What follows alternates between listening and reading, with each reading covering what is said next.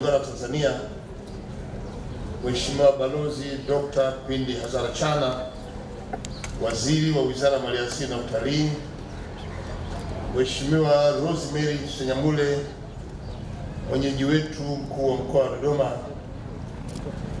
Mheshimiwa Mary Chatanda, mwenyekiti wa Umoja wa Wanawake Tanzania wa Chama cha Mapinduzi, Mheshimiwa Tita Ndula, Naibu Waziri wa Maliasili na Utalii. Natambua uwepo wa Mheshimiwa Advocate Timotheo Mzava, mwenyekiti wa Kamati ya Kudumu ya Bunge ya Ardhi, Maliasili na Utalii. Waheshimiwa wabunge ambao ni wajumbe wa Kamati ya Kudumu ya Bunge ya Ardhi, Maliasili na Utalii mlioko hapa. Dr. Hassan Abbas, Katibu Mkuu wa Wizara ya Maliasili na Utalii. Madam Godfrida Magumo, wakilishi wa ubalozi wa Uingereza nchini Tanzania, ambaye tayari wameanza kufungua ofisi hapa Dodoma. Tunashangilie, ndio ubalozi wa kwanza kuanza kufungua ofisi hapa Dodoma. Waheshimiwa wenye viti wa bodi mbalimbali za Wizara ya Maliasili, wakurugenzi wakuu wa taasisi mbalimbali za wizara hii ya maliasili. Natambua wadau wote wa sekta ya nyuki, wakiwemo wafugaji wa makampuni na wafanyabiashara mazao ya nyuki mlioko hapa ndani. Na leo tunayo makundi mazuri kabisa ya hamasa ya jiji la Dodoma. Nianze na wanawake na Mama Samia kutoka Dodoma.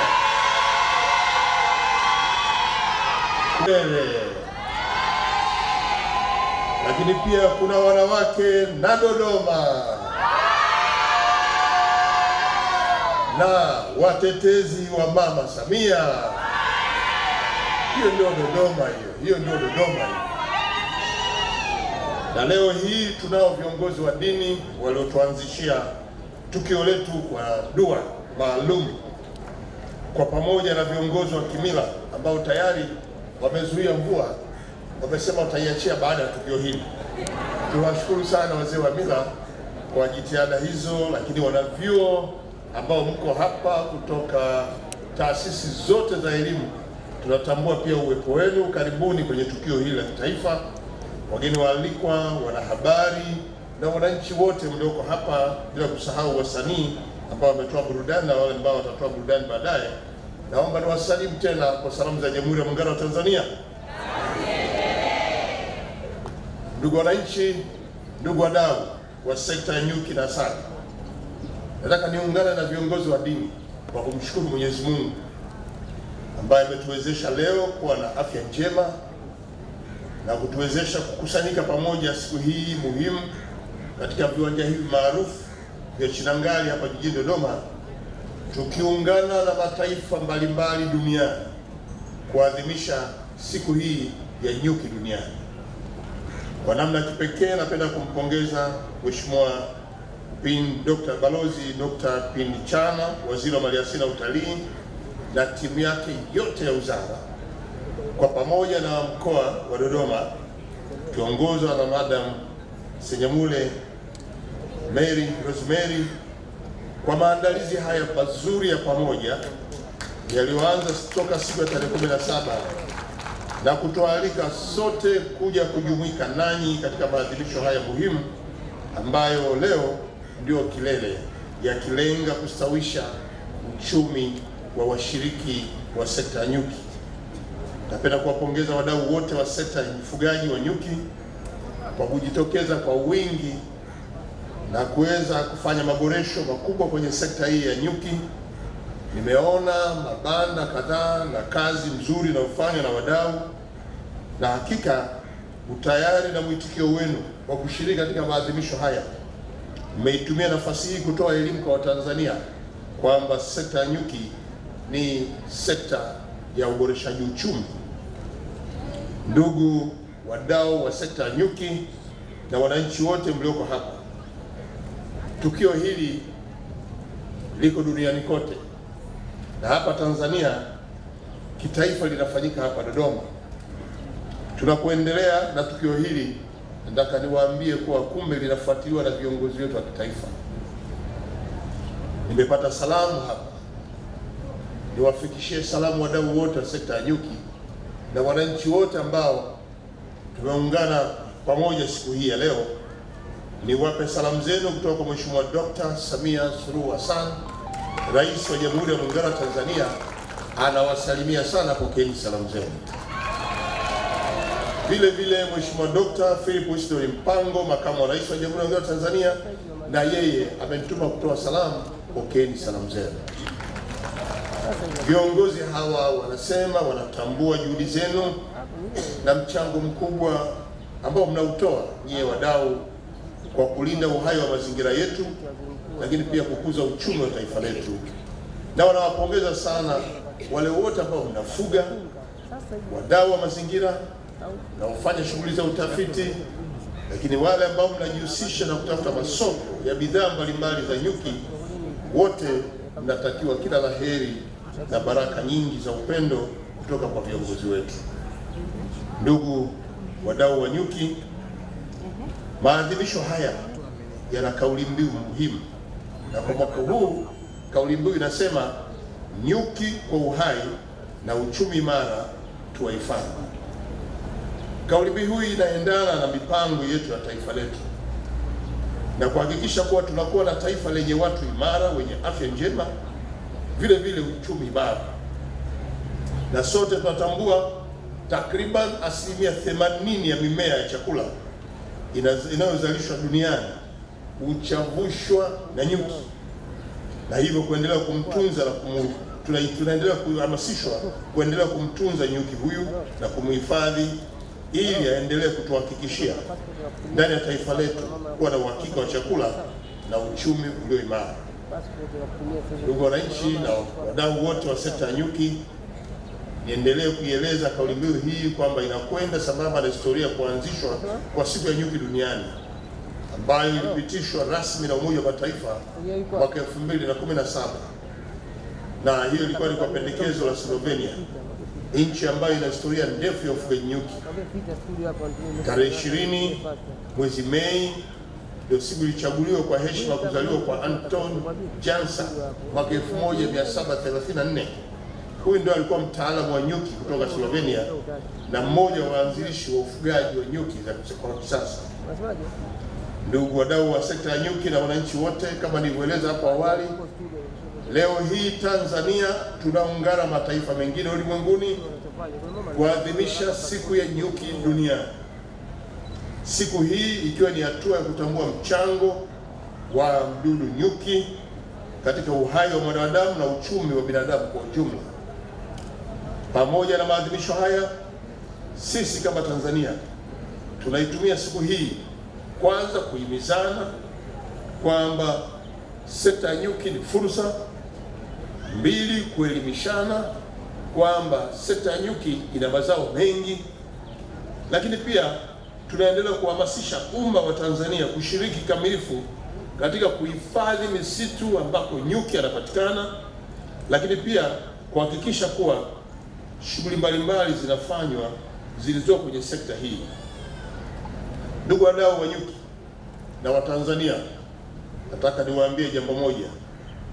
Tanzania inapoadhimisha siku hii na tunapoendelea kuwatambua wadau wengi katika sekta hii, tuna mdau mkubwa kabisa ambaye alitumia nafasi yake kuwahamasisha Watanzania kuijua sekta hii, faida zake, na kwamba ni fursa kwa Watanzania. Na huyo si mwingine ni Mheshimiwa Mizengo Kayanza Peter Pinda, Waziri Mkuu mstaafu wa Jamhuri ya Muungano wa Tanzania.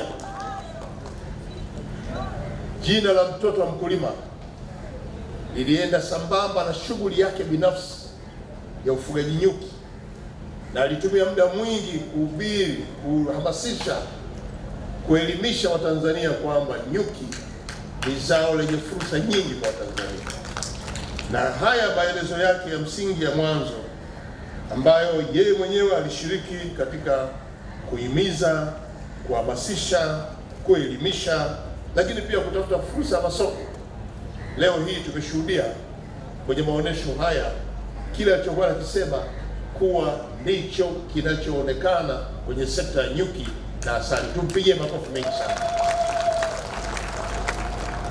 Mheshimiwa Waziri Mkuu mstaafu, tunakushukuru kwa hamasa. Leo hii tunatambua kwamba nyuki kumbe ana faida kubwa. Wale ambao walikuwa hawajaamua kuingia kwenye sekta ya nyuki, hii ndio fursa. Wale ambao walikuwa hawajui kama nyuki ni biashara, tumieni siku hii kutambua hilo na kuingia moja kwa moja. Wale ambao walikuwa wanajiuliza sekta hii ikoje na nianze lini, leo hii fanya maamuzi ya kuingia, uone faida yake. Ndugu wa Tanzania, nyuki wana umuhimu mkubwa sana katika ustawi wa maisha ya binadamu. Moja, nilieleza mwanzo kwamba nyuki wanachavusha mimea, lakini pia uzalishaji wa chakula, uhifadhi wa mazingira na maendeleo endelevu ni miongoni mwa mambo muhimu yaliyoko kwenye sekta hii. Na kupitia maadhimisho haya, jamii tunaendelea kuikumbusha juu ya nafasi ya pekee ya nyuki na mnyororo wote wa maisha na umuhimu wa kuwalinda dhidi ya changamoto mbalimbali ambazo wanakabiliana nazo, ikiwemo na wachoma misitu moto. Tunamfukuza nyuki. Uharibifu wa viuatilifu hatarishi, tunamuondoa nyuki. Lakini pia wakati mwingine mabadiliko ya tabia nchi na magonjwa mbalimbali ni sehemu ya kumpiga vita nyuki.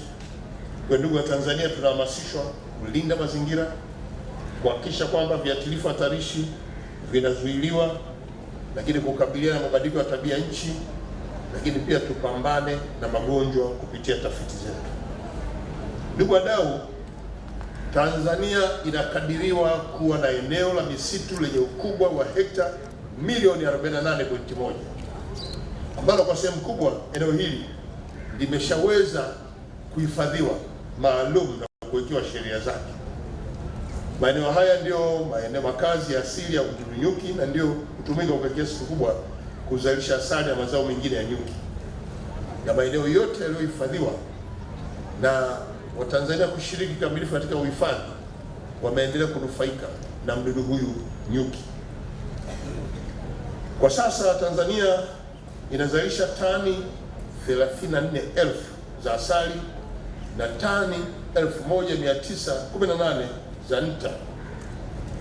Kiwango hiki kinaiweka Tanzania katika ramani ya dunia kwa kuwa nchi ya kwanza kwa uzalishaji wa asali kwa nchi za Afrika Mashariki na SADC zote. Tujipigie makofi wenyewe.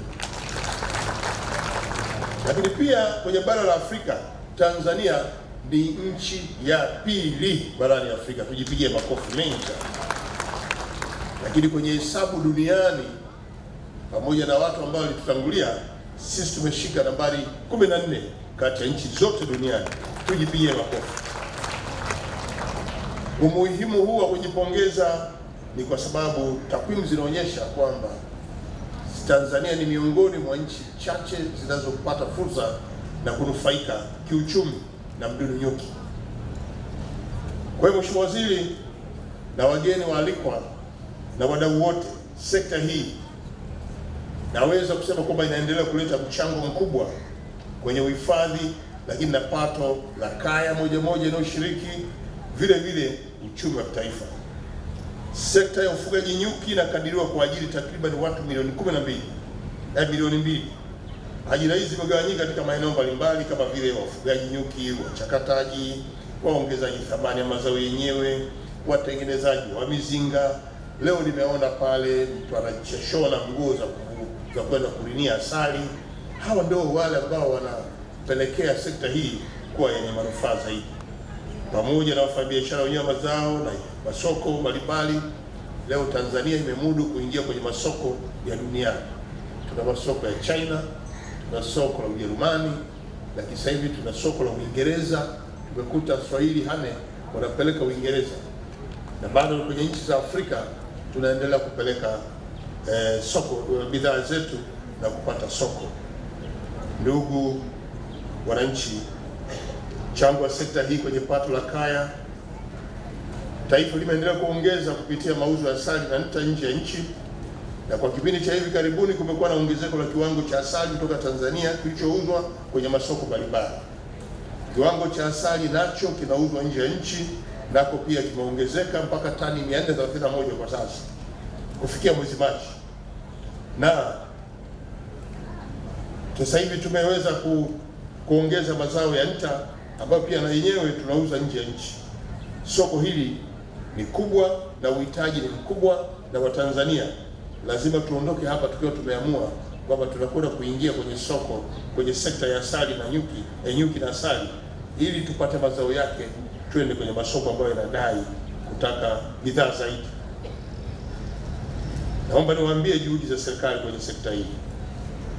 Haya mafanikio ambayo mnayaona yametokana na jitihada za serikali ya awamu ya 6 inaongozwa na Mheshimiwa Dr. Samia Suluhu Hassan ambaye ndio rais wetu. Mheshimiwa Dr. Samia Suluhu Hassan amekuwa kinara nambari 1 katika utunzaji wa mazingira.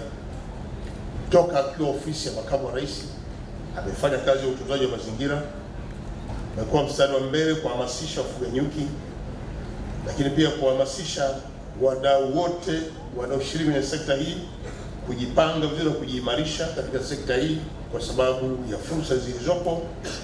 Na Mheshimiwa Rais ameendelea kutafuta masoko ya asali kwenye mataifa mbalimbali. Leo hii tumeanza kushuhudia hamasa matumizi ya asali ndani ya nchi.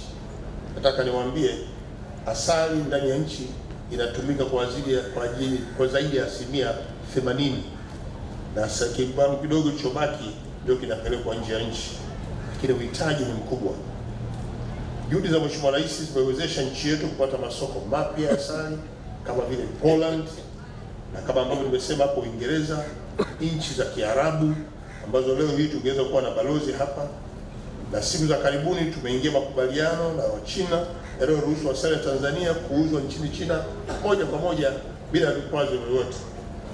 Kwa hiyo nitoe rai kwetu wa Tanzania, tuchangamkie masoko haya, tuchangamkie masoko haya. Bidhaa ni nyingi za kiafya, lakini pia za kibiashara, zote hizi zinakwenda pamoja. Sambamba na hili, serikali ya awamu ya 6 imeendelea kutekeleza ilani ya Chama cha Mapinduzi ambayo imetaka serikali ihakikishe kuwa inawaelimisha wajasiriamali, inawashirikisha wajasiriamali, inawaonyesha fursa wajasiriamali.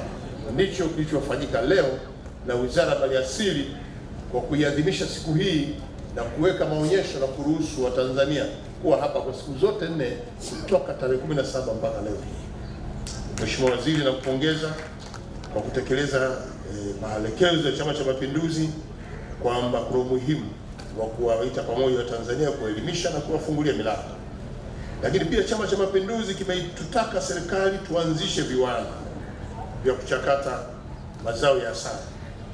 Nataka nieleze hapa na nimhakikishie Mheshimiwa Mary Chatanda, mjumbe wa kamati kuu na mwenyekiti wa UWT, basi atakapopata fursa kwenye vikao vya chama akaeleze kwamba serikali imelenga kujenga viwanda 8 vipya vya kuchakata na kuongeza thamani kwenye mazao ya asali, na utekelezaji umeanza katika hatua mbalimbali, na uwepo wa viwanda hivyo utatuhakikishia ubora wa asali yetu, lakini pia viwango vya hali ya juu, kuongeza mauzo katika masoko mbalimbali duniani na kuifanya Tanzania kuwa moja kati ya nchi inayohitajika katika kutoa huduma ya kusambaza asali duniani kote. Na kwa hiyo basi, sambamba na maelezo haya nitoa maelekezo kwa halmashauri zote nchini zitekeleze jukumu hili la kusimamia misitu yetu, kuelimisha umma wa Tanzania wanaokusudia kuingia kwenye fursa hii, na kuhakikisha kwamba tunatoa huduma kwa wananchi ambao wanataka kuanzisha miradi kwa kuwapa mikopo midogo, ya kati na mikubwa, ili wapate ufanisi katika kuendeleza sekta hii ya nyuki na asali. Ndugu wadau wa sekta ya nyuki, sekta hii ni miongoni mwa sekta muhimu katika kuleta maendeleo. Kutokana na umuhimu huo, serikali imeendelea kuchukua hatua mahususi kuendeleza sekta hii muhimu, na katibu mkuu alipokuja hapa, Mheshimiwa Waziri, wameeleza vizuri kabisa, na tunaendelea kutekeleza programu ya kuwezesha mnyororo wa thamani wa ufugaji nyuki kujulikanao kama BEVA. Programu hii imekuwa na mchango mkubwa katika eneo la uzalishaji wa asali, na kujenga uwezo wa ushirika wa wafuga asali, wafuga nyuki, pamoja na kuimarisha biashara ya asali katika masoko ya ndani na nje ya nchi. Niendelee kuwashukuru wadau wote wa maendeleo pamoja na wadau wa maendeleo kutoka Jumuiya ya Umoja wa Ulaya kwa kukubali kuwezesha kwenye programu hii ambayo leo tumeanza kuona manufaa yake. Huku serikali tumeandaa mpango kabambe utakaoleta mageuzi makubwa ya sekta hii ya ufugaji nyuki hapa nchini, ambao unajulikana kama mpango wa kuendeleza sekta ya ufugaji nyuki kwa Tanzania iliyo bora. Inasema achia shoka, kamata mzinga. Leo hii tutapata fursa ya kuzindua mpango huu rasmi, na hivyo nitoe wito kwa wadau wote wakiwemo mashirika yasiyokuwa ya kiserikali, wadau wa maendeleo na makampuni, tuendelee kushirikiana na serikali yetu kuhakikisha kwamba utekelezaji wake unakuwa pamoja. Na hata hivyo nitoe rai kwa wale wote watakaohusika na utekelezaji wa mpango huu kuhakikisha kuwa tunatekeleza mpango huu kwa weledi, uaminifu na uadilifu mkubwa, ili kujenga imani kwa wananchi mmoja mmoja watakaoamua kuingia kwenye sekta hii. Na kutokana na jitihada zinazofanywa na serikali ya awamu ya sita, nchi yetu ilichaguliwa kuwa mwenyeji wa mkutano mkubwa kabisa, naita mkutano wa Congress ya wafugaji nyuki duniani, unaitwa Apimondia, utakaofanyika hapa nchini kwetu mwaka 2027. Wizara ya Maliasili na Utalii na wadau ni lazima sasa tuanze kujipanga ili tuhakikishe kwamba tunapata faida na manufaa makubwa kupitia mkutano huu wa dunia.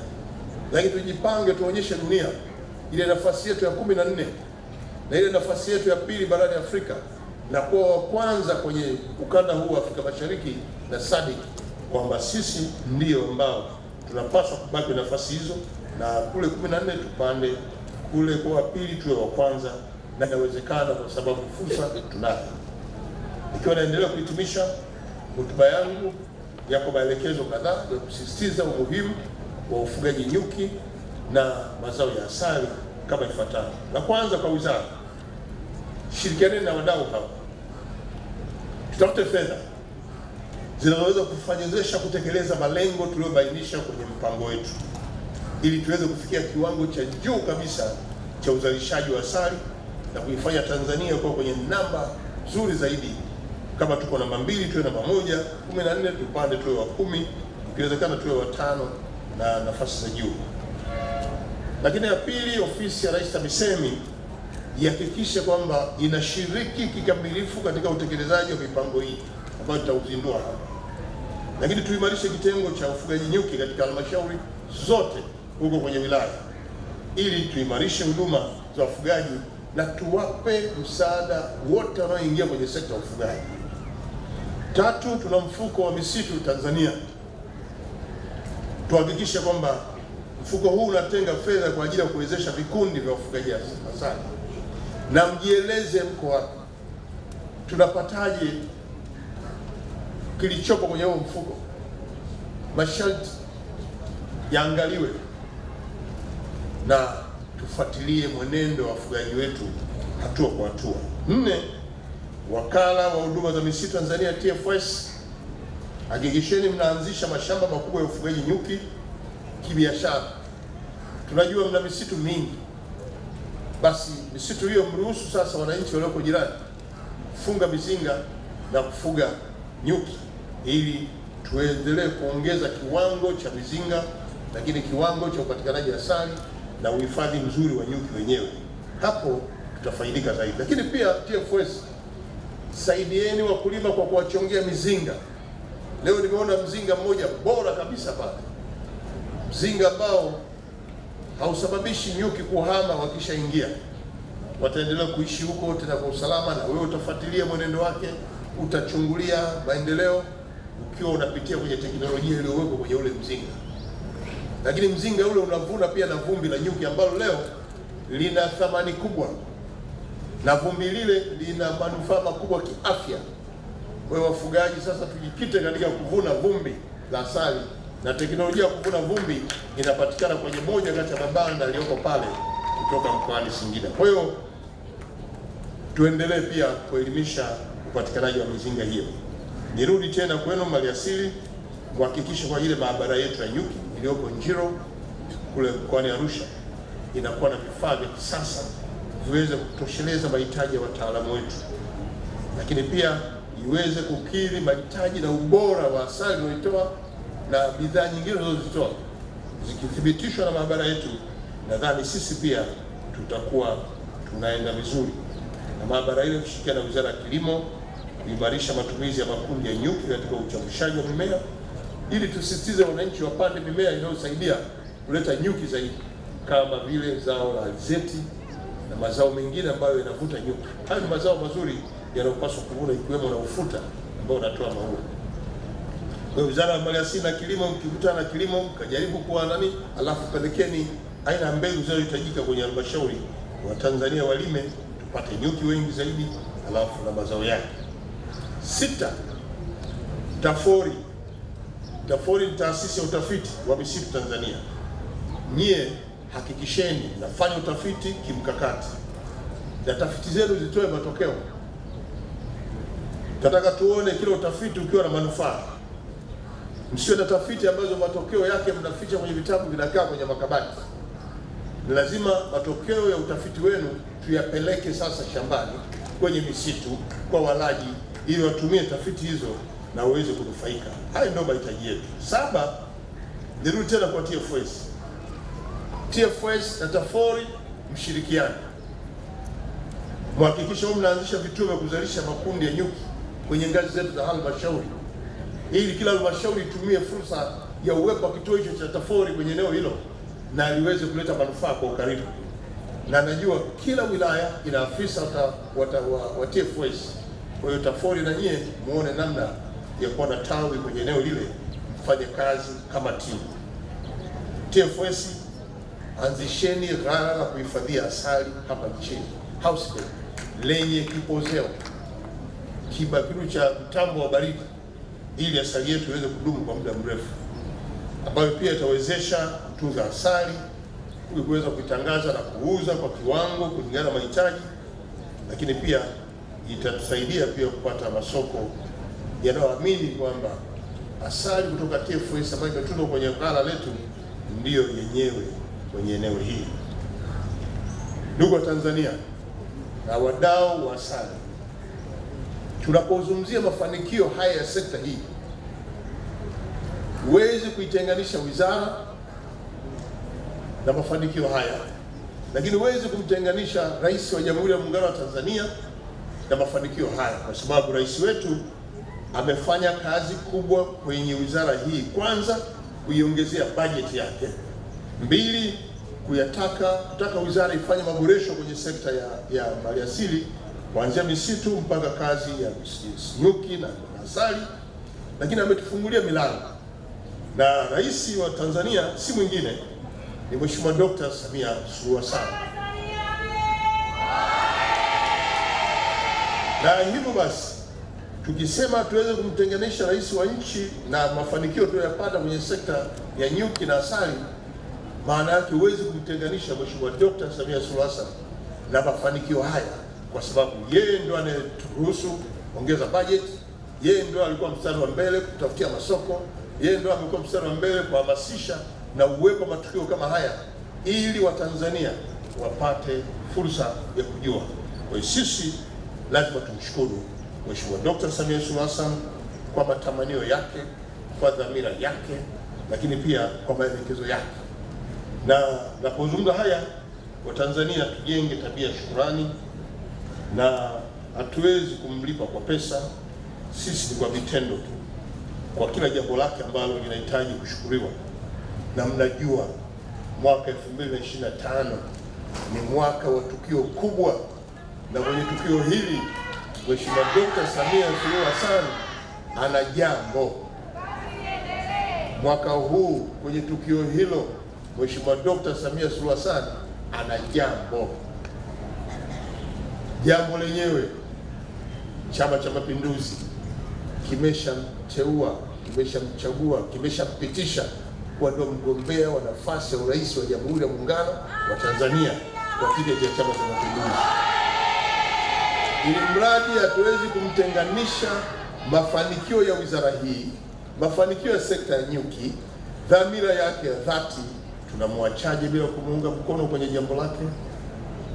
Ndugu wadau, na wasihi sana, tunapokwenda kwenye uchaguzi mwaka huu, uchaguzi unaochagua viongozi wenye uwezo wa kuongoza, viongozi wenye maono, viongozi ambao wanatia hamasa, viongozi ambao wanafungua milango kwa fursa, ndio viongozi tunaohitaji kwenye taifa hili.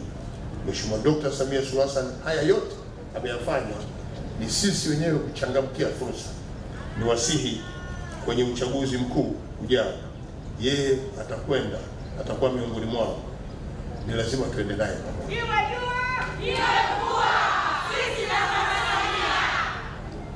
Iwe jua, iwe mvua, sisi na Mama Samia. Iwe jua, iwe jua, iwe mvua, sisi na Mama Samia. Dr. Samia, mitano tena. Dr. Samia, mitano tena. Mheshimiwa Waziri, mimi nimefanya ziara mikoa mingi na nimefanya mikutano mingi kwenye maeneo mengi, lakini haya Dodoma wanatisha kwa dhati.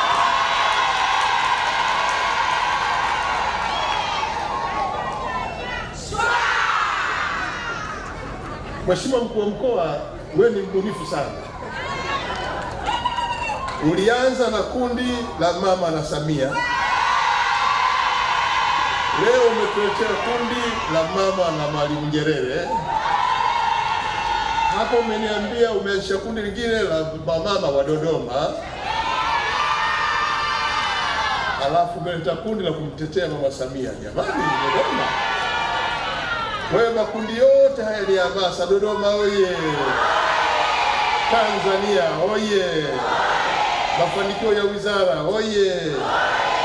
Nyuki na asali oye! Dr. Samia Suluhu Hassan oye!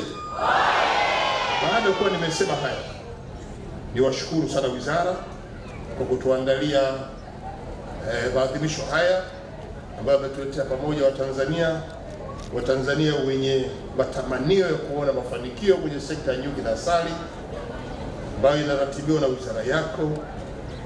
Wewe umeshirikiana na hao wadau, umepata mafanikio makubwa kwenye siku hizi 4-5 ambazo muda mfupi nitahitimisha tukio hili, lakini ndio mwanzo wa kufungua fursa za Watanzania kuingia. Lakini natambua ushiriki wa mashirika tofauti yasiyokuwa ya kiserikali kushiriki katika tukio hili na wadau wa maendeleo kutoka nchi mbalimbali, Uingereza wakiwemo, Saudi Arabia wakiwemo, katika kuhakikisha kwamba tunaendeleza hamasa kwa wananchi kuzingatia sekta hii kuwa ni sekta ambayo inakwenda kuwa mkombozi kwa Tanzania. Ndugu wa Tanzania, nilipokuwa nadokeza uchaguzi, naomba niwahabarishe tu kwamba chaguzi ni matamanio ya watu wengi, na kila anayetamani angependa aingie. Unapoona kunakuwa na vikwazo, basi utafuta mbinu za kuingia. Ni mwaka ambao tunatakiwa kuwa makini wa Tanzania. Ni mwaka ambao kila mmoja anatakiwa kusikia na kutathmini kinachosikika. Ni mwaka ambao utakiwa kuruhusu aina yoyote ya matendo, kauli inayokwenda kupoteza tunu ya taifa hili, na tunu hiyo ni amani. Kila mmoja aendelee kuhubiri kwamba tunu hii ni amani. Na tunapokwenda kwenye matukio haya, si tu wa Tanzania, hata wa nje watatamani kuja nchini kushiriki katika namna nyingine. Tusikubaliane nao, tuhakikishe tunalinda tunu ya amani, utulivu, mshikamano tulionao katika taifa hili na tuendeleze. Na kwa hiyo wito wangu, tunapoelekea kutekeleza ratiba ya Tume Huru ya Uchaguzi Tanzania, itakapotoa hatua mbalimbali za mapitio kwenda kwenye uchaguzi, kila mmoja awe makini katika kusikia na kuchukua unachokisikia. Hili sasa niwahamasishe vile vya kuzingatia amani na utulivu katika kipindi hiki cha uchaguzi. Mwisho kabisa, niwapongeze wizara na washiriki wote na Watanzania ambao mko hapa. Tuwashukuru wanahabari kwa kuendelea kuhabarisha umma juu ya manufaa ya nyuki na asali na mazao yake, na Niwapongeze sana wananchi wa Dodoma ndio kufanya mkutano huu uwe kweli wa ngazi ya kitaifa na dunia hapa nchini, na kwa uwepo wa makundi haya. Ushiriki wenu pia umefanya haya. Wazee wa mila, mimi nawashukuru, mnajitokeza kila tukio, na matukio yetu kila tunapoanza na kumaliza tunatoka tuko salama. Tunawashukuru sana, muendelee.